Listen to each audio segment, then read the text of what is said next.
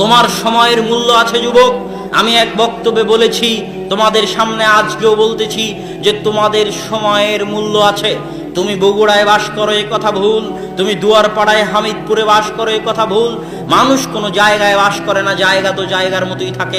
1000 বছর আগে এই জায়গা এমনই ছিল, 1000 বছর পরে এই জায়গা এমনই থাকবে, এমনই থাকবে। এই জায়গার কোনো পরিবর্তন হবে না, এর উপরেই কিয়ামত কায়েম হয়ে যাবে।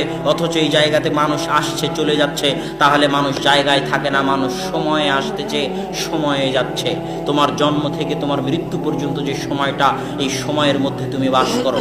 তোমার জীবনের অপর নাম হচ্ছে সময়। ওয়াল আসর, সময়ের কসম, ইন্নাল ইনসানা লাফি খুসর, নিশ্চয় সব মানুষ ক্ষতির মধ্যে নিমজ্জিত। কেন? সব মানুষ সময় নষ্ট করে। সব মানুষ ক্ষতির মধ্যে নিমজ্জিত কেন? সব মানুষ সময় নষ্ট করে। সময়ের অনেক মূল্য আছে যুবক। তোমার সময়কে তুমি যখন দাম দিবে না, তখন দুনিয়াবাসী তোমাকে দাম দিবে না।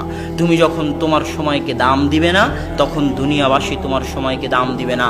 তুমি যখন তোমার সময়কে দাম না দিয়ে অন্যের ক্রিকেট খেলা দেখো, তোমার সময় কি এতই অমূল্যবান যে অন্যের ক্রিকেট খেলা দেখতে হবে? সে এসে তোমাকে দেখুক, এর নাম হচ্ছে আত্মমর্যাদা বোধ। যে আমি কেন তাকে দেখব, সে আমাকে দেখুক, একে বলে আত্মমর্যাদা। আমি কেন তার অনুসরণ করব, সে আমার অনুসরণ করুক, পারলে এর নাম আত্মমর্যাদা। আমি কেন পাখির জন্য জীবন দিব, পারলে পাখি আয়েশা রাদিয়াল্লাহু তাআলা আনহার জামা পরার জন্য জীবন দিক। আমি কেন শাহরুখ সালমানের জন্য জীবন দিব, পারলে শাহরুখ সালমান আমার নবী মুহাম্মদ সাল্লাল্লাহু আলাইহি ওয়াসাল্লামের অনুসরণ করুক, এর নাম আত্মমর্যাদা।